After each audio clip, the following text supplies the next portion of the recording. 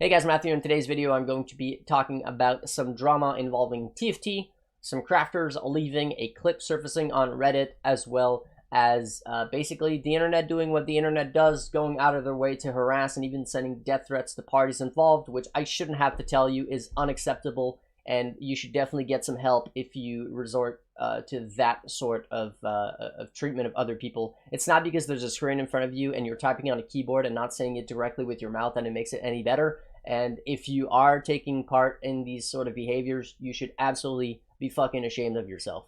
Anyways, now that that's out of the way, there's going to be two main things that I want to do with this video. First off is going to be explaining the situation is in its entirety, sorry, as well as basically sharing the actual evidence that was sent to me. The second reason is to apologize on behalf of basically any of the harassment and anything that was sent to the parties involved, as I do think that even though I tried my best to basically report on the situation without accusing anybody of doing anything and only feeding people the information that was fed to me from the parties involved, hindsight is 2020. I definitely should have went to both parties involved. I shouldn't have taken, the words from some people as an undeniable truth, because that was definitely a mistake from my part. And if I had done that, then this whole situation might have been completely averted, right? So I think that's very important. So I do want to apologize to anybody who has caused harm due to this clip basically surfacing on Reddit, or for anything that I said, be it that my involvement was basically direct or indirect. I still think that I have some involvement and some blame, which is why I'm making this video in the first place. Okay, now that that's out of the way, let's talk about the actual meat of the whole thing, and that is the actual situation in itself. So, TLDR, what happened is some crafters left TFT.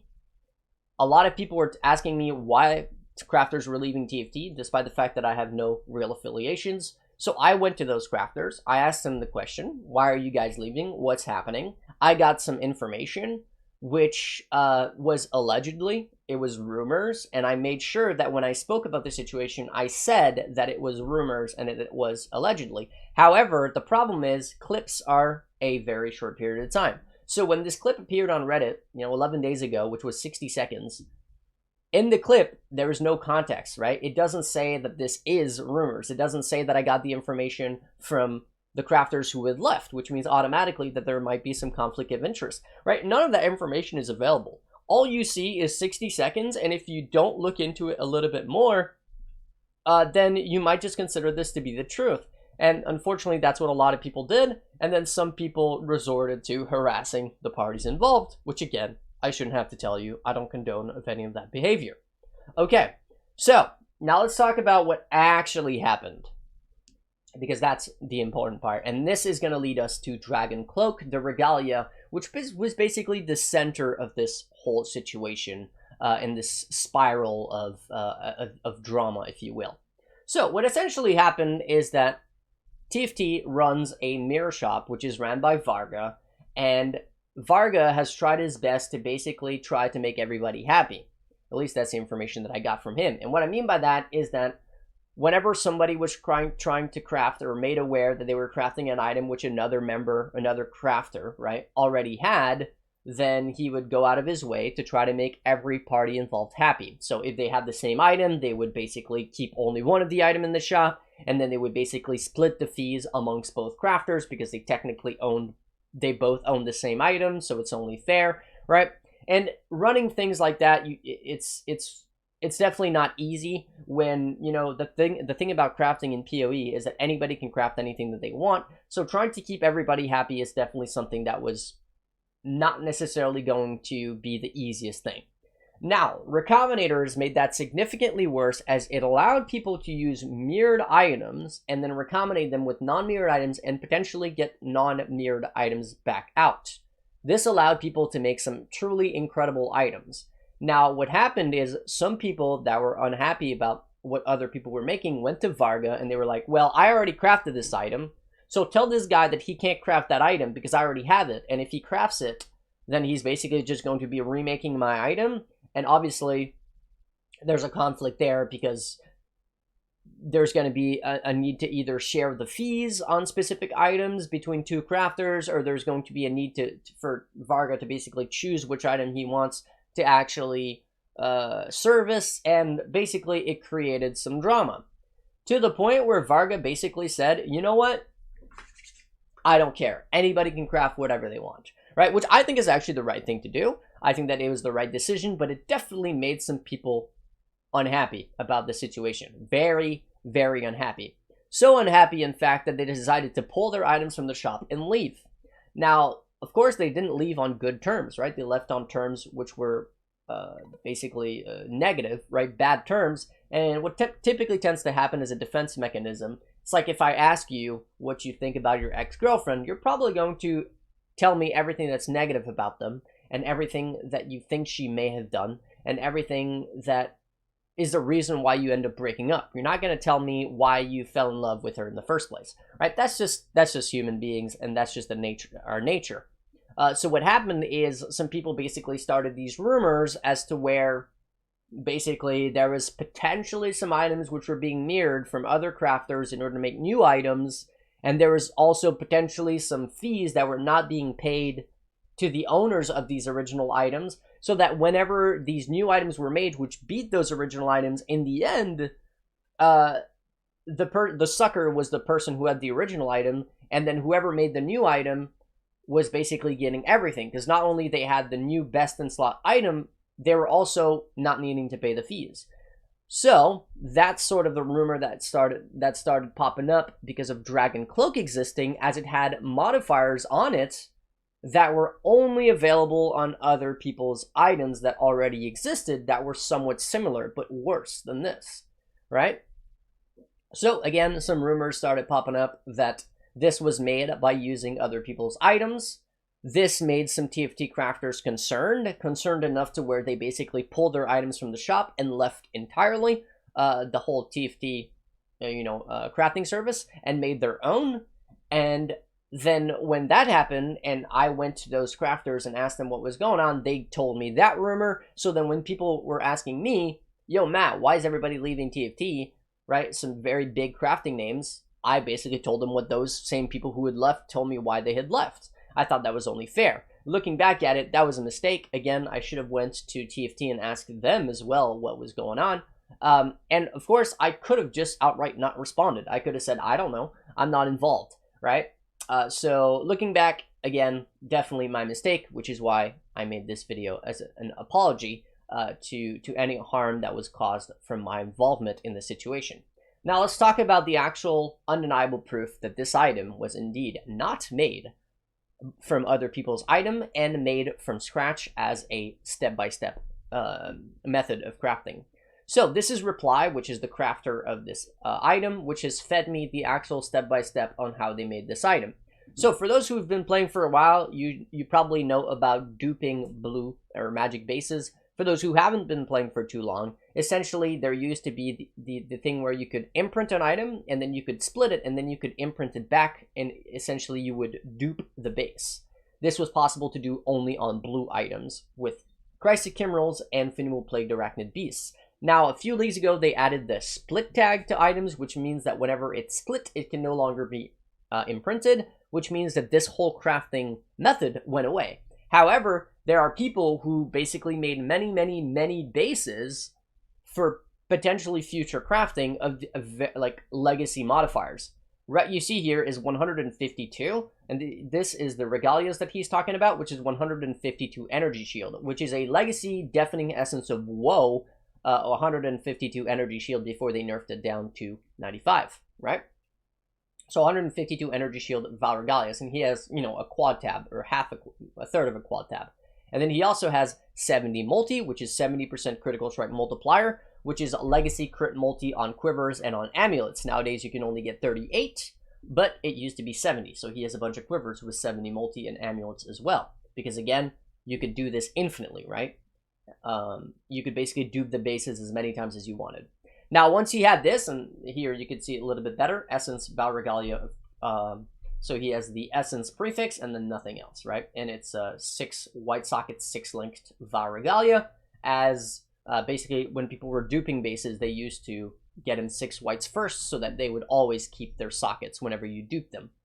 And then there you go. After doing some fracturing, he ended up getting the fractured essence modifier, 152 energy shield fractured. Now this is the first step of crafting Dragon Cloak. Now once you have this, you essentially need to recombinate it with other modifiers that are fractured in order to end up with 5 fractured modifiers. So it starts with that, then you fracture it, and then you basically recombinate it. Now, this is just another item entirely, but it's how the base was made, or one of the bases that was used.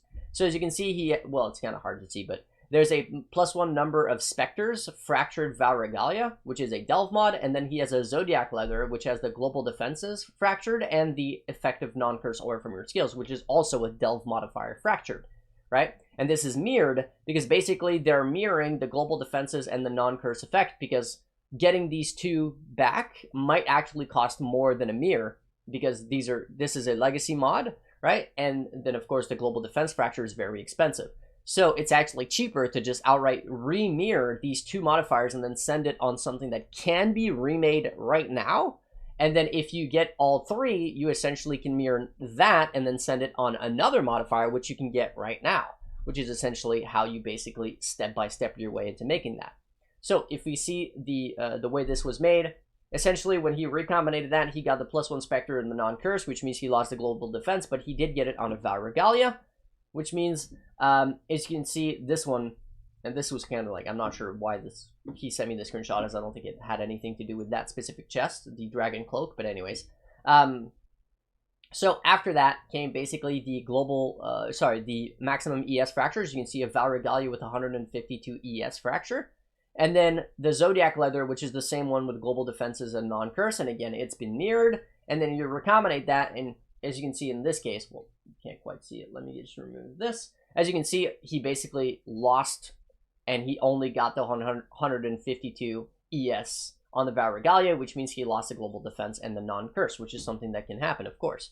But eventually he got the ES and the non-curse on the Valregalia from doing this enough times, right?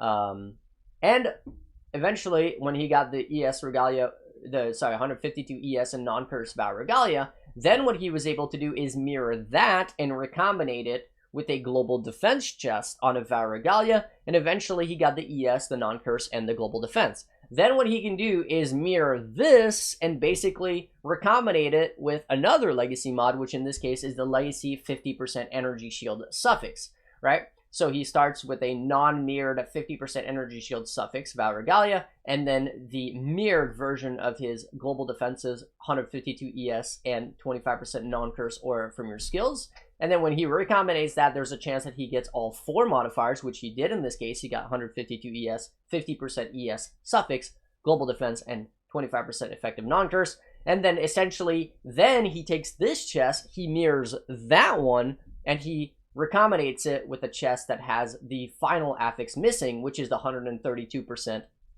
ES, which is also legacy.